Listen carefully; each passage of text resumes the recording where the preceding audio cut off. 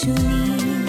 ഗ്രിഗോറിയോസ് പിതാവേ നിൻ ദർശന സമൃദ്ധിയെന്നാരറിഞ്ഞു. ആയുസ്സു മുഴുവനും പാപങ്ങൾ കേകാൻ നിന്നോളം ജ്വലിച്ചവർ ഒരുപാടില്ല. സ്നേഹം മമ ദീപം, സ്നേഹം മമ ദീപം, സ്നേഹം മമ ദീപം എന്നാളിലും.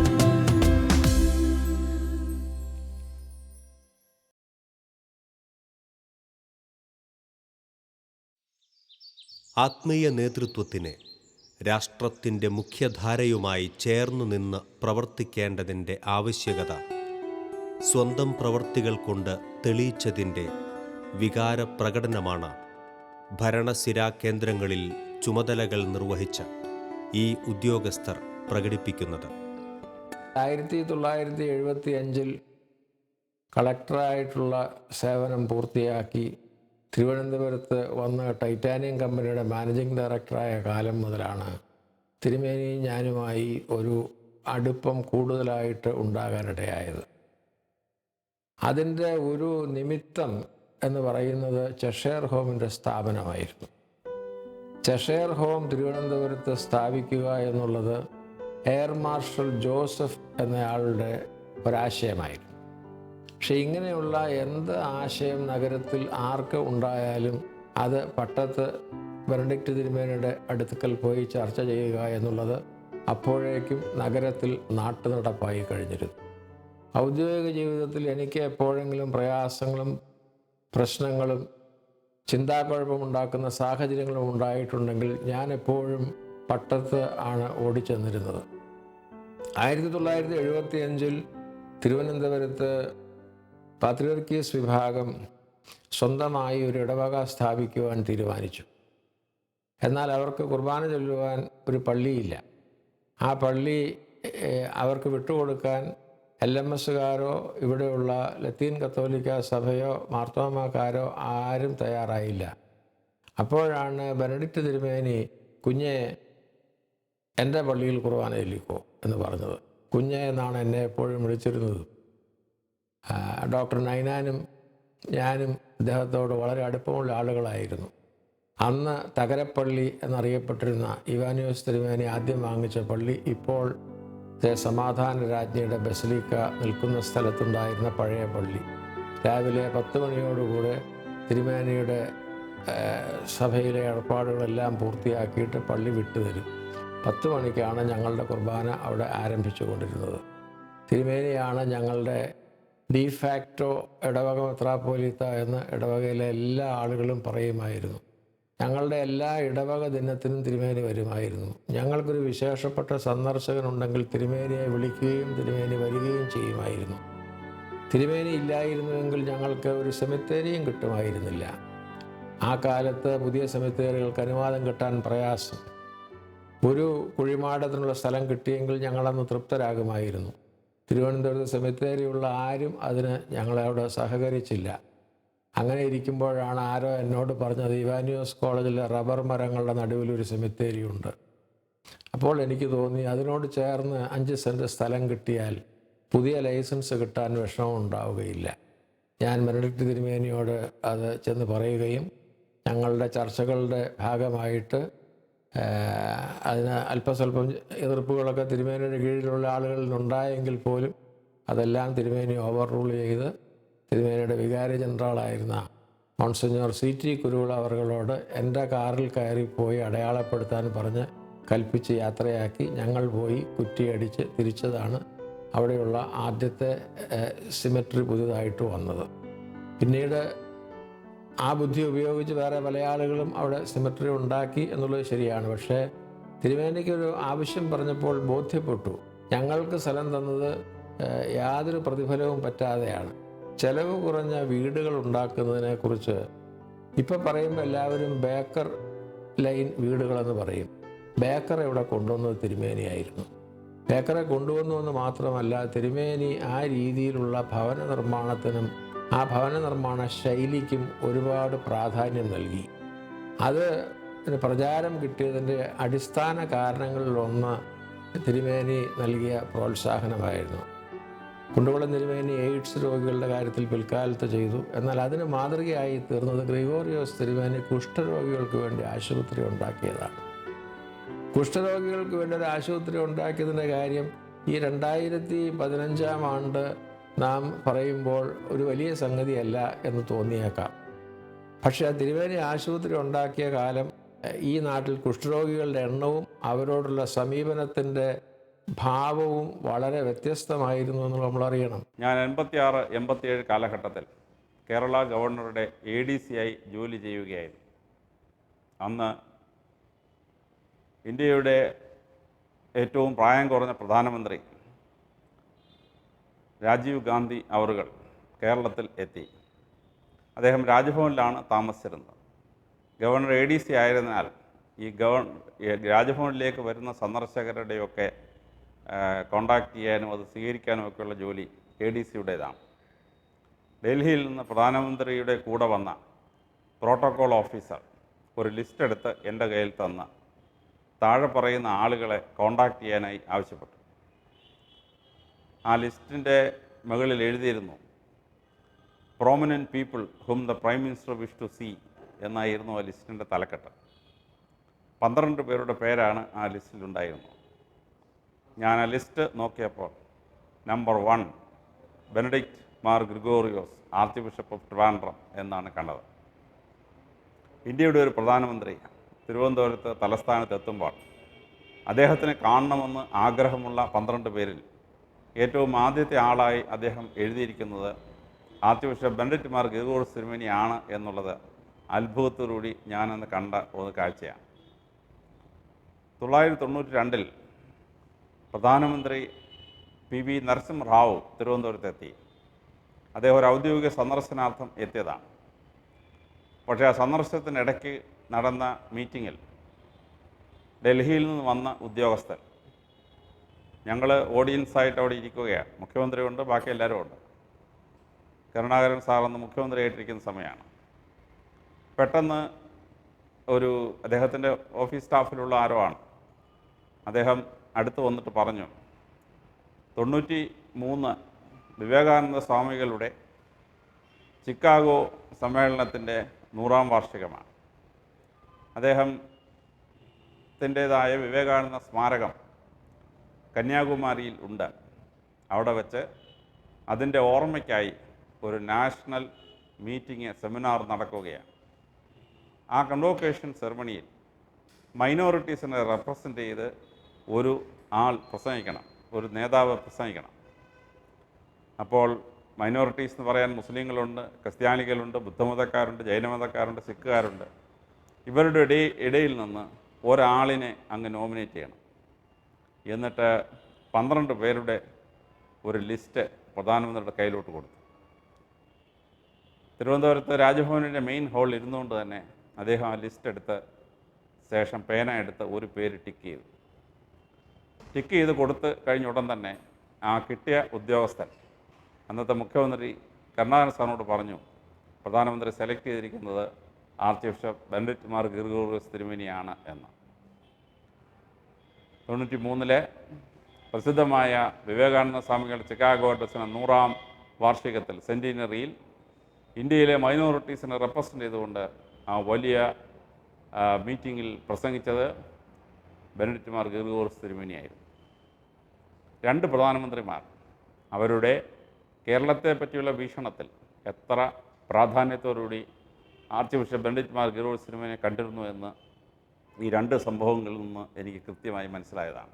ബെനഡിക്റ്റ് മാർ ഗ്രിഗോറിയോസ് തിരുമേനി എല്ലാ വർഷവും ചെയ്യുന്നൊരു പ്രസംഗമുണ്ടായിരുന്നു. ഞാൻ വിദ്യാർത്ഥിയായിരിക്കുമ്പോൾ അത് പോയി കേട്ടിട്ടുണ്ട്. ഞാൻ മറോൻ സ്കൂളിൽ ലെക്ചറായിരിക്കുമ്പോൾ അത് പോയി കേട്ടിട്ടുണ്ട്.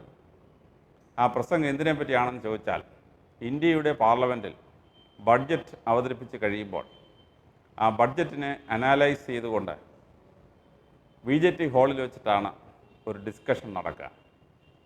അതിൻ്റെ കീനോട്ട് അഡ്രസ്സ് അല്ലെങ്കിൽ ആ ബഡ്ജറ്റിനെ വിശകലനം ചെയ്തുകൊണ്ടുള്ള പ്രസംഗം വർഷങ്ങളോളം ചെയ്തുകൊണ്ടിരുന്നത് archbishop Benedict Mar Gregorios തിരുമേനിയാണ്.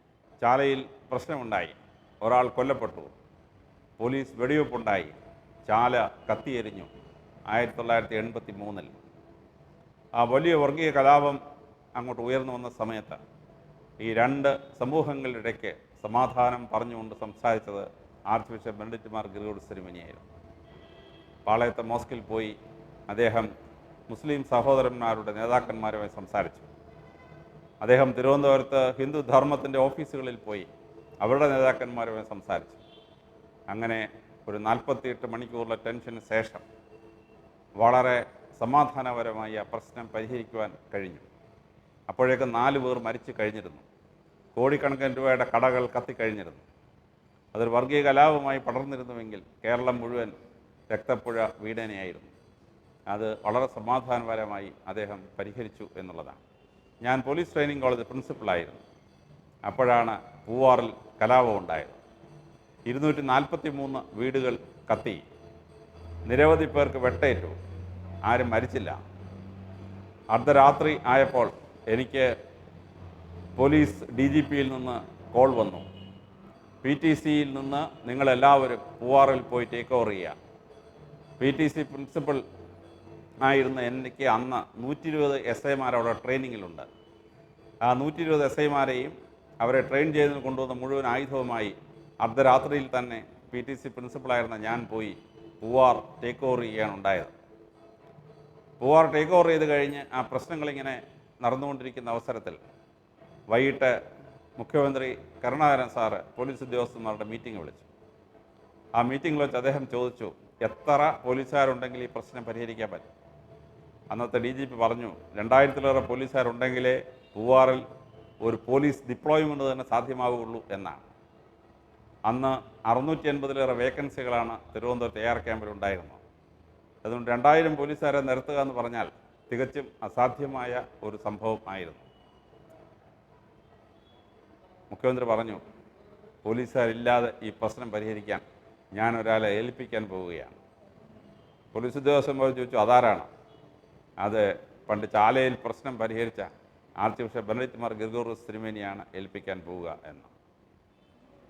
പിറ്റേ ദിവസം പൂവാർ ജംഗ്ഷനിൽ നിറത്തോക്കുമായി നിൽക്കുകയാണ് ഞാനും എൻ്റെ പോലീസ് ഉദ്യോഗസ്ഥന്മാർ.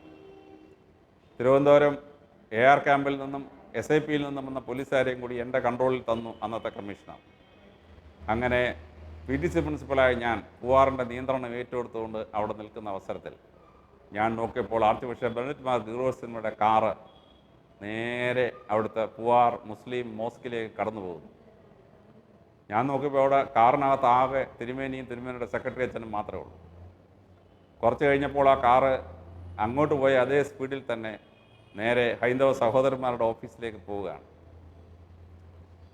ഹിന്ദു ഐക്യവേദിയുടെ ഓഫീസിലേക്ക് പോവുകയാണ്. അവിടെ പോയിട്ട് തിരിച്ചു വരുന്ന അവസരത്തിൽ ഞാൻ പിതാവിൻ്റെ കാറിന് കൈ കാണിച്ചു. പിതാവ് കാറ് സ്ലോ ഡൗൺ ചെയ്തു. ഞാൻ പറഞ്ഞു, പിതാവ് കാണുന്നില്ലേ, ആയുധധാരികളായ ആളുകൾ അങ്ങോട്ടും ഇങ്ങോട്ടും പോകുന്നൊരു സ്ഥലമാണിത്. ഞങ്ങൾ തോക്ക് ലോഡ് ചെയ്ത് നിൽക്കുകയാണ്. അങ്ങ് ഈ നിരായുധനായ ഒരു അച്ഛനും മാത്രം ആയിട്ട് ഇതിൻ്റെ നടുക്കൂടി ഇങ്ങനെ പോകുന്ന അപകടമല്ലേ, എന്തെങ്കിലും സെക്യൂരിറ്റി ഞാൻ അറേഞ്ച് ചെയ്യട്ടെ? പിതാവ് ഒന്ന് ചിരിച്ചു, എന്നിട്ട് പറഞ്ഞു, മോൻ്റെ തോക്ക് ഇവിടെ ഉപയോഗിക്കേണ്ടി വരില്ല. എന്നെ ആരും, എനിക്ക് സെക്യൂരിറ്റി ഭീഷണി ഉണ്ടെന്ന് മോൻ വിചാരിക്കുക വേണ്ട. എനിക്ക് യാതൊരു സെക്യൂരിറ്റി ഭീഷണിയില്ല.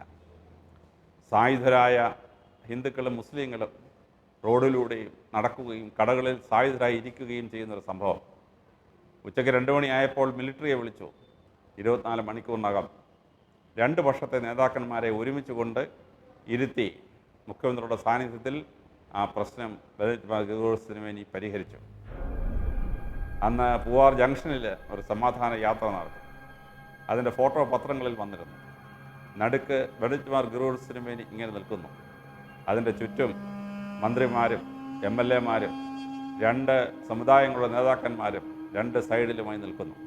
2000 പോലീസുകാർ വിചാരിച്ചിട്ടും തീർക്കാനൊക്കാത്തൊരു പ്രശ്നം എത്ര സുന്ദരമായി ഒരു സമാധാനത്തിൻ്റെ മാലാഖയായ ബെനഡിക്ട് മാർ ഗ്രിഗോറിയോസ് തിരുമേനി പരിഹരിക്കാൻ പറ്റിയെന്നുള്ളത് അന്ന് പൂവാറിൻ്റെ ലോ ആൻഡ് ഓർഡർ ചാർജിൽ എന്നെ അപ്പോയിൻ്റ് ചെയ്ത സമയത്ത് PTC പ്രിൻസിപ്പളായി ഞാൻ നേരിട്ട് കണ്ടിട്ടുള്ളതാണ്. കോളേജിൽ പഠിക്കുന്ന കാലത്ത് ഞങ്ങൾ കുറച്ച് കുട്ടികൾ കൂടി തിരുവനന്തപുരത്ത് ഇല്ലാത്ത ഒരു സംഗതി, ഇപ്പോൾ അത് കേട്ടാൽ ആളുകളെല്ലാം അത്ഭുതപ്പെട്ടു പോകും. തിരുവനന്തപുരത്തെ റോഡുകളിൽ ഇന്ന് സർവ്വസാധാരണമായിരിക്കുന്ന റോഡ് മാർക്കിങ്സ് ഒന്നും തന്നെ ഇല്ലായിരുന്നു. അപ്പോൾ ഞങ്ങളെല്ലാം കൂടെ കണക്ക് കൂട്ടിയപ്പം ഈ പെയിൻറ്റ് വാങ്ങിക്കണം, ലൈൻ വരയ്ക്കണമെങ്കിൽ ഞങ്ങൾ തന്നെ വരയ്ക്കാമെന്ന് തീരുമാനിച്ചു. ഇതിന് വൈറ്റ് പെയിൻറ്റ് വാങ്ങിക്കണമെന്ന് ഞങ്ങൾ തീരുമാനിച്ച് ഈ ആവശ്യവുമായിട്ട് ഞങ്ങൾ ബെനഡിക്ട് തിരുമേനിയെ കാണാൻ പോയി. ബെനഡിക്ട് തിരുമേനി അന്ന് പറഞ്ഞത്, ലോകത്തെല്ലാ സ്ഥലത്തും തിരുമേനി സഞ്ചരിച്ച സ്ഥലങ്ങളിലെല്ലാം റോഡിൽ ഈ വരയുണ്ട്, തിരുവനന്തപുരത്ത് മാത്രം ഈ വരയില്ല. അതുകൊണ്ട് നിങ്ങൾ ഇതിന് ഇറങ്ങിത്തിരിക്കുകയാണെങ്കിൽ അതിന് വേണ്ട ഒരു പണം ഞാൻ തരാം എന്ന് പറഞ്ഞ് ഞങ്ങൾക്ക് 500 രൂപ അന്ന് തിരുമേനി തന്നു. അന്ന് കിട്ടിയ 500 രൂപ കൊണ്ട് കിഴക്കേക്കോട്ട മുതൽ പാളയം വരെ ഞങ്ങൾ ഒരു ദിവസം രാത്രിയിൽ പോലീസ് പിടിക്കാതെ വരയ്ക്കുകയും ചെയ്തു. എന്നെ വളരെയധികം ആകർഷിച്ചത് തിരുമേനിക്ക് ഉണ്ടായിരുന്ന കേരളത്തോടും കേരള സമൂഹത്തോടുമുള്ള വലിയ മഹത്തായ പ്രതിബദ്ധതയാണ്. നാട്ടിൽ ദാരിദ്ര്യമുണ്ട്, നാട്ടിൽ ഭവനരാഹിത്യമുണ്ട്, നാട്ടിൽ വിദ്യാഭ്യാസത്തിൻ്റെ കുറവുണ്ട്. ഈ കാര്യങ്ങളെല്ലാം 50കളിലെയും 60കളിലെയും കേരളത്തിൽ വലിയ യാഥാർത്ഥ്യങ്ങളായിരുന്നു. ഈ ദാരിദ്ര്യത്തിനെതിരായിട്ടും അജ്ഞതയ്ക്കെതിരായിട്ടും ഭവനരാഹിത്യത്തിനെതിരായിട്ടും ശക്തമായി എങ്ങനെ പ്രതികരിക്കാം എന്നുള്ള ചിന്ത എപ്പോഴും തിരുമേനിയുടെ സംസാരത്തിലും ഉപദേശത്തിലും ഒക്കെ എപ്പോഴും ഉണ്ടായിരുന്നു. ആരെ കണ്ടാലും, ഞാനുൾപ്പെടെ ആരെ കണ്ടാലും എന്ത് പുതിയ കാര്യങ്ങൾ കണ്ടുപിടിച്ച് ആ പുതിയ കാര്യങ്ങൾ എങ്ങനെ നാട്ടിൽ നടപ്പാക്കാം, പരമ്പരാഗത രീതിയിൽ നിന്ന് മാറി ഒരു പുതിയ കേരളം എങ്ങനെ പുതിയ നടപടിക്രമങ്ങൾ കൊണ്ട് സൃഷ്ടിക്കാം എന്നുള്ളതിനെക്കുറിച്ചുള്ള ഒരു ശുഭാപ്തി വിശ്വാസത്തോടു കൂടെയുള്ള ഒരു ആകാംക്ഷ അതെപ്പോഴും തിരുമേനിയുടെ വാക്കുകളിലും തിരുമേനിയുടെ പ്രവർത്തികളിലും തിരുമേനിയുടെ ഉപദേശങ്ങളിലും ഉണ്ടായിരുന്നു എന്നുള്ളതാണ് തിരുമേനിയുടെ ഏറ്റവും വലിയ പ്രത്യേകതയായിട്ട് ഞാൻ കാണുന്നത്. മലങ്കര അൽമായക്കാരുടെയും അച്ഛന്മാരുടെയും പിതാക്കന്മാരുടെയും ഒരു സമ്മേളനം ബത്തേരിയിൽ വെച്ച് നടക്കുന്നത്. അന്ന് ബെനഡിക്ട് പിതാവ് തിരുവനന്തപുരത്തെ ആർച്ച് ബിഷപ്പാണ്. അദ്ദേഹമായിരുന്നു ഈ സമ്മേളനത്തിൻ്റെ അധ്യക്ഷത വഹിക്കുന്നത്. അപ്പോൾ ഞാൻ ബാംഗ്ലൂരിലെ മലങ്കര കാത്തലിക് അസോസിയേഷൻ്റെ പ്രസിഡന്റ് എന്ന നിലയിൽ ഈ സമ്മേളനത്തിൽ ഞാനും പങ്കെടുത്തു. അപ്പോൾ അതിൻ്റെ അധ്യക്ഷനായിരുന്ന പിതാവുമായിട്ട് എൻ്റെ പരിചയം പുതുക്കി. അപ്പോൾ അദ്ദേഹത്തിന് ഈ പട്ടുനൂൽപ്പുഴു വളർത്തലിനെയും മൾബറി കൃഷിയെയും കുറിച്ച് വളരെ താല്പര്യമായിരുന്നു. കാരണം അദ്ദേഹത്തിൻ്റെ ആശയം ഇങ്ങനെയുള്ള നൂതനമായ കൃഷി നമ്മുടെ നാട്ടിലെ പ്രചരിപ്പിച്ചാൽ അവിടുത്തെ പാവപ്പെട്ടവരായ ആളുകൾക്ക് മൾബറി കൾട്ടിവേഷനും മറ്റേ പട്ടുനൂൽപ്പുഴു വളർത്തലും വളരെയധികം ജോലി സാധ്യതയുള്ള ഒരു ഏരിയയാണ്. പ്രത്യേകിച്ച് താഴേക്കടയിലുള്ളവരുടെ പാവപ്പെട്ടവരുടെ ഭൗതികമായിട്ടുള്ള നിലനിൽപ്പിന് വേണ്ടി അദ്ദേഹം ശ്രദ്ധിച്ചിരുന്നു.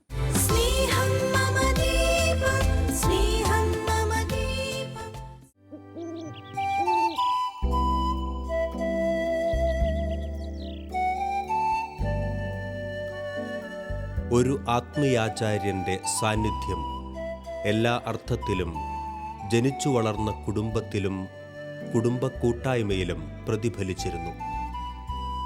ഗ്രിഗോറിയോസ് തിരുമേനിയുടെ പ്രാർത്ഥനയും ഉപദേശവും ദൈവീകമായ തീരുമാനവും എങ്ങനെ തങ്ങളുടെ ജീവിതത്തെ സ്വാധീനിച്ചു എന്ന് ഈ വാക്കുകൾ വരച്ചു കാണിക്കുന്നു.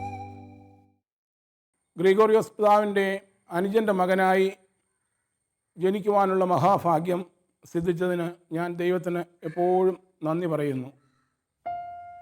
ഗ്രിഗോറിയോസ് പിതാവ് ഞങ്ങൾക്ക് തിരുമേനി അപ്പച്ചനായിരുന്നു.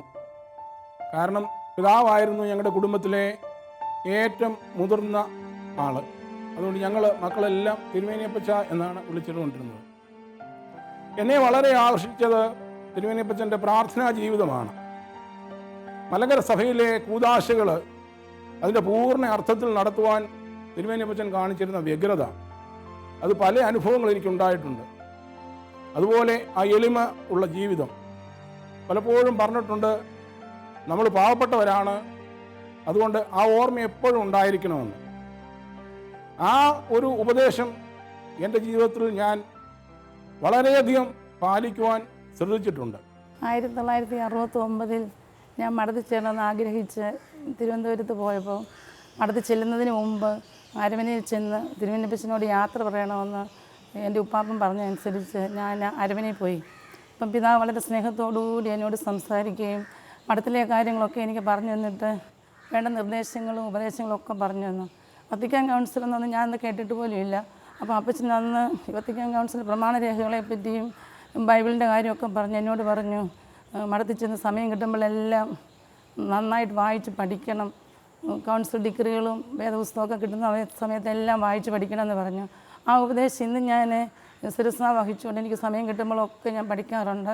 എൻ്റെ ജീവിതത്തിലുള്ള പ്രധാന അനുഭവങ്ങളായിട്ട് തിരുമേനിയപ്പച്ചൻ്റെ ഉള്ളത് എൻ്റെ വിവാഹ സന്ദർഭത്തിൽ അവസാന തീരുമാനം പറഞ്ഞത് തിരുമേനിയപ്പച്ചനായിരുന്നു. അതുപോലെ തന്നെ ഞാൻ ജോലിയിൽ പ്രവേശിക്കുന്ന അവസരത്തിൽ എനിക്ക് എയർഫോഴ്സിൽ ജോലി കിട്ടുമ്പോൾ പോകണ്ട എന്നുള്ള തീരുമാനം കുടുംബത്തിൽ നിന്നും പരക്കെ മൊത്തമായിട്ടുണ്ടായി. എന്നാൽ തിരുമേനിയപ്പച്ചൻ്റെ ഒരു വാക്ക്, അവൻ പോയി ജോലി ചെയ്യട്ടെ എന്നുള്ള വാക്കിലാണ് ഞാൻ ജോലിയിൽ പ്രവേശിക്കുന്നത്. അതിൻ്റെ ജീവിതത്തിൻ്റെ ഏറ്റവും വലിയൊരു വഴിത്തിരിവാണ്. ജീവിതത്തിൻ്റെ എല്ലാ പ്രത്യേക സാഹചര്യങ്ങളിലും തിരുമേനിയപ്പച്ചൻ്റെ സാമീപ്യവും ഓർമ്മകളും വളരെ ധൈര്യവും സംരക്ഷണവും നൽകിയിരുന്നു. ആധുനിക ജീവിതത്തിൻ്റെ എല്ലാ സാഹചര്യങ്ങളിലും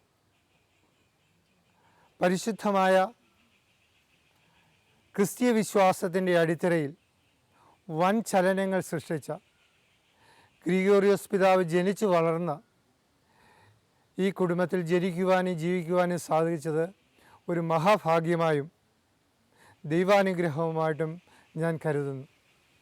അതുതന്നെയാണ് ഞങ്ങളെ മുന്നോട്ട് നയിക്കുന്നത്. തിരുമേനിയപ്പച്ചൻ കുടുംബത്തിൽ വരുമ്പോൾ പറയുന്ന ഒരു ആഗ്രഹമായിരുന്നു കുടുംബത്തിലെല്ലാവരും ചേർന്ന് പ്രാർത്ഥിക്കുവാനായിട്ടൊരു പ്രാർത്ഥനാ മുറി, പ്രാർത്ഥനാലയം നിർമ്മിക്കുക എന്നുള്ളത്. തിരുമേനിയപ്പച്ചൻ്റെ മരണശേഷം തിരുമേനിയപ്പച്ചൻ്റെ സ്മാരകമായി ആ പ്രാർത്ഥനാ മുറി നിർമ്മിക്കുകയും അപ്പച്ചൻ്റെ ആഗ്രഹത്തിൽ മറ്റൊന്നായ എല്ലാ ദിവസവും കുടുംബാംഗങ്ങൾ ഒത്തുചേർന്ന് ആ മുറിയിൽ പ്രാർത്ഥിക്കുകയും ചെയ്യുവാൻ തിരുമേനിയപ്പച്ചൻ്റെ ഈ കുടുംബത്തിൽ ജീവിച്ച് വളരുന്ന എനിക്ക് സാധിക്കുന്നു എന്നുള്ളത് എൻ്റെ ജീവിതത്തിലെ ഏറ്റവും സന്തോഷവും അഭിമാനവും നൽകുന്ന ഒരു കാര്യമാണ്.